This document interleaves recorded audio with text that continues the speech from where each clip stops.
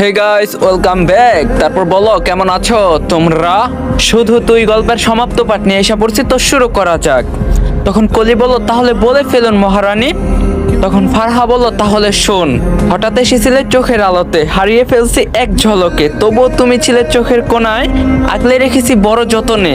ভালোবেসেছি তোমাকে প্রথম, চোখের আলোতে এসেছো যখন, ছিলে হৃদয় জুড়ে প্রতিক্ষণে। ভালোবাসা তো হয় না মনের বিপরীতে, এটাই কি প্রণয়ের অনুভূতি? তাই কতটা পথ খুঁজে ফিরে এসেছি, তার তোমার ছায় আহ্বান, তাই ভুলে গেছি যা পিছু টান। ভালোবেসেছি তোমাকে প্রথম, চোখের আলোতে এসেছো যখন, ছিলে হৃদয় জুড়ে প্রতিক্ষণে। ভালোবাসা তো হয় না মনের বিপরীতে, মাঝে মাঝে তোমাকে বুঝি না কেন, তোমায় ঘিরেছে কত বেদনা। এসো না তুমি আধার বলে আলোতে, জড়িয়ে নিব মায়ার চাদরে। ভালোবেসেছি তোমাকে প্রথম, চোখের আলোতে এসেছো যখন, ছিলে হৃদয় জুড়ে প্রতিক্ষণে। ভালোবাসা তো হয় না আর মনের বিপরীতে। তখন কলি বলল, কবিতা আবৃত্তি করলে অসাধারণ, কবির নাম কি? তখন ফারহা বলল, মনে তো পড়তাছে না, শুনেছি একবার কুহুল আপির কাছে। তখন থেকেই গাথা হয়েছে মনের মাঝখানে। বলতে বলতে উঠে দাঁড়াতেই অজ্ঞান হয়ে গেল ফারহা। কলি চিল্লিয়ে পুরো বাড়ি এক করে ফেললো। মুহূর্তের মধ্যেই পুরো বাড়ি এক হয়ে গেছে। ইতিমধ্যে ডাক্তার ডেকেছে ফারহার শাশুড়ি। আকাশকে ফোন দেওয়া হয়েছে। ডাক্তার শুধু বলল, মা আপনি চিন্তা করবেন না, ভাবি সুস্থ সুস্থ আছেন। আর আকাশ আমার সাথে বাইরে আয়, কথা আছে। আকাশ ডাক্তারের পিছু পিছু বেরিয়ে আসলো। তখন ডাক্তার বলল, আচ্ছা আকাশ, আমি তো তোকে চিনতে পারছি না। তখন আকাশ বলল, কেন, কি হয়েছে, তুই হঠাৎ এমন করে বলছিস কেন? তখন ডাক্তার বলল, শোন আকাশ, যে চলে গেছে তার আশা ছেড়ে দে, যে আছে তাকে নিয়ে বাঁচার চেষ্টা কর। আর তুই এত হৃদয় পাষাণ কেমনে হলি? তখন আকাশ বলল, আমি তো আগাগোড়া কিছুই বুঝতে পারছি না, নিশ্চয়ই ও প্রেগনেন্ট, অন্য কারো বাচ্চা আমার ঘাড়ে চাপাতে চায়। তখন ডাক্তার বলল, তুই যা ভাবছিস তা নয়, পিছু টান বাদ দে, আর হৃদয় ভাবে মারিস না মেয়েটাকে। বাচ্চা মেয়ে বুঝিয়ে বলিস, তাহলে বুঝতে পারবে। শেষ একটা কথাই বলবো, পিছু টান ছেড়ে দে। আকাশ নিশ্চুপ হয়ে গেল। ডাক্তার চলে গেল। আকাশ ফারহার কাছে গেল। আকাশ ঘুমান্ত ফারহার মুখ পানে চেয়ে আছে। কি নিষ্পাপ চেহারা, মায়াবী চোখ। আকাশ কেমন করে অমানুষের মতো মারতে পারলো? আকাশ ফারহার পাশে শুয়ে পড়লো। ফারহা পাশ ফিরে জড়িয়ে ধরলো। আকাশ ও জড়িয়ে বহু দূরে আবদ্ধ করলো। অবশেষে আকাশ ডুবে গেল অতীতের ছোঁয়ার খাতায়। গাইস, এখন আমরা একটু আকাশের জীবনের অতীতের দিকে যাবো, চলেন যাওয়া যাক। পারিবারিক সম্মতিতে আকাশের সাথে বিয়ে ঠিক হয় কুহুলের। সম্পর্কে সে ফারহার চাচাতো বোন। আকাশ খুব এক্সাইটেড বিয়ে নিয়ে।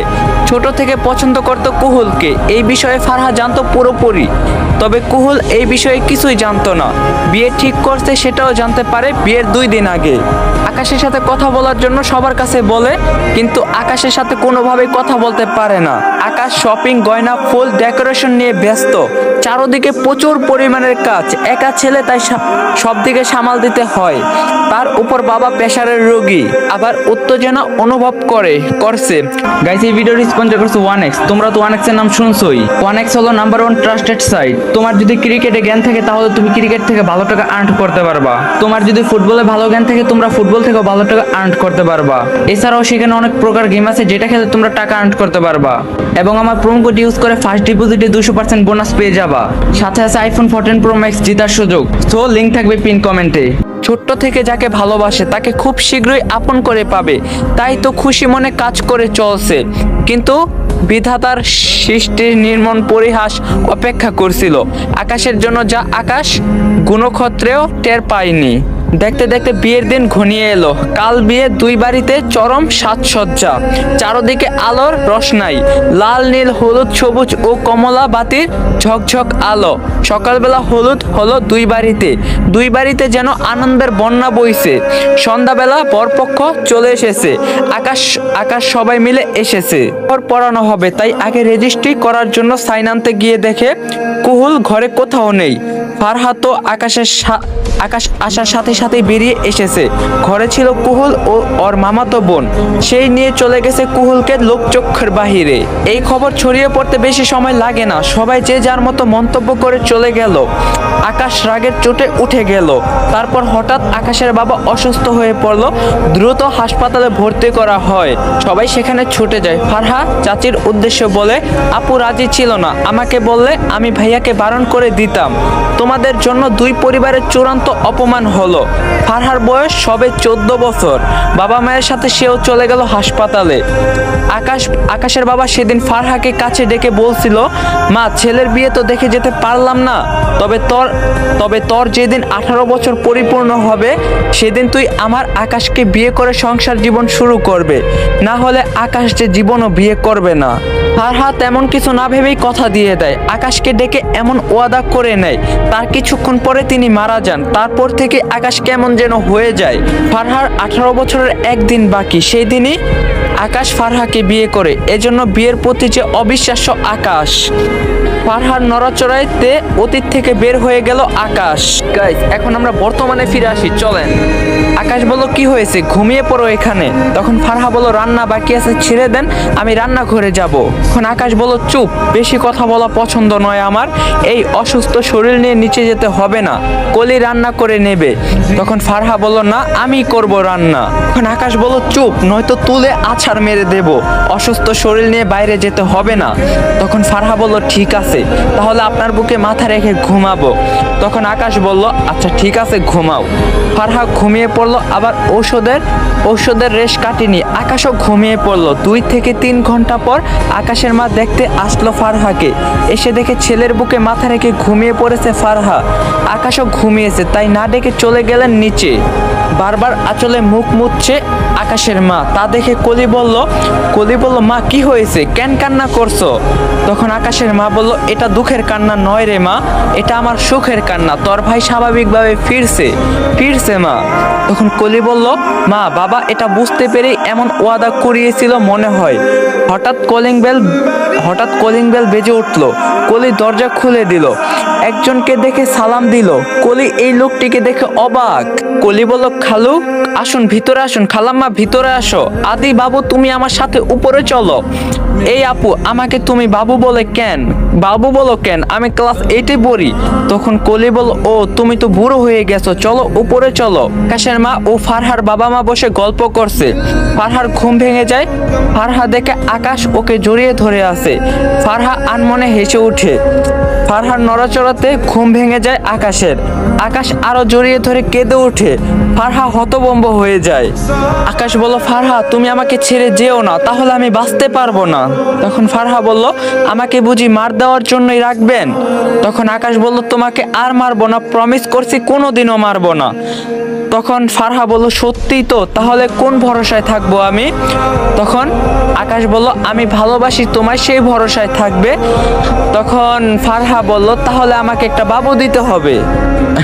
তখন আকাশ বলল, তাহলে তো কঠোর পরিশ্রম করতে হবে, আজকে থেকে মিশন শুরু করতে হবে। কলি ও আদি বাহির থেকে নক করে আসতে পারি? তখন ফারহা বলল, হ্যাঁ আসুন। ফারহা আকাশের বুকের উপর শুয়ে আছে। তা দেখে আদি ও কলি দুজনে মিলে বলে, আমরা কিছু দেখি নাই।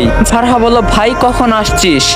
আসছি 1 ঘন্টা হয়েছে, আপুর ঘরে আড্ডা দিচ্ছিলাম, মা বাবা খালামণির সাথে গল্প করছে, তুমি নাকি অসুস্থ, খালা ফোন করে বলছে, তাই সোজা চলে এসেছি। ফারহা আকাশ নিচে নেমে আসে। ফারহাকে ধরে নামাচ্ছে আকাশ। তা দেখে ফারহার বাবা স্বস্তির নিঃশ্বাস নেয়। সবাই খুব মজা করে। সেদিনের পর থেকে আকাশদের বাড়ি আবার আগের মতো হয়ে যায়।